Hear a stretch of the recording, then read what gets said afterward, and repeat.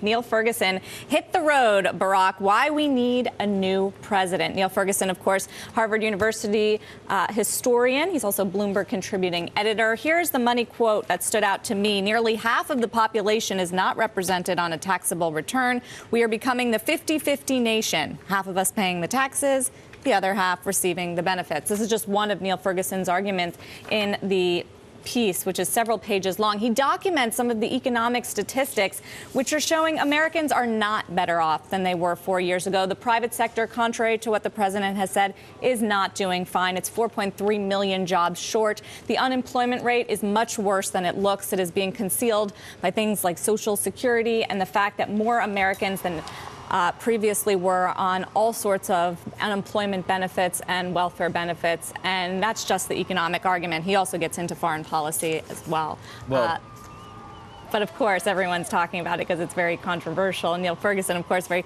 partisan in his beliefs and conservative. Increasingly so, increasingly partisan, and less professor of economic history and more policy analyst, perhaps. Political commentator, but certainly one that is respected. And he's a big fan of Paul Ryan as well. And it seems like he has been motivated to write this. I would go so far as to call it a bit of a wet kiss to Paul Ryan here in Hit the Road, Barack by Neil Ferguson. The other item that you all should pay attention to this morning is America's state will expand whoever wins.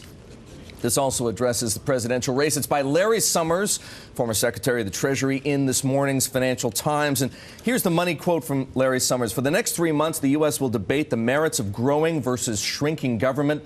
But for the next 3 decades, it will confront the reality that major structural changes in the economy will compel an increase in the public sector's fraction of the total economy unless there is a substantial scaling down in the functions that the federal government has long performed. Now, what is Larry Summers talking about here?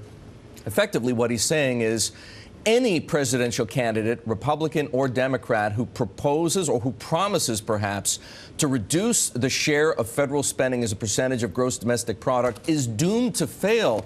An aging population, for example, the accumulation of debt and rising interest costs, healthcare and education spending, which rise much faster than the rest of inflation, and the accounting legerdemain that's been going on in the way of pension liabilities. All of these are going to conspire to raise the cost of government to the point where the share of government. Yes. But no. But the net cost of government is going to rise as well, making it increasingly difficult for anybody, whether it's Mitt Romney and Paul Ryan or Barack Obama and whoever he chooses as his Treasury Secretary or Vice President, for that matter, to do anything about the size of government relative to GDP.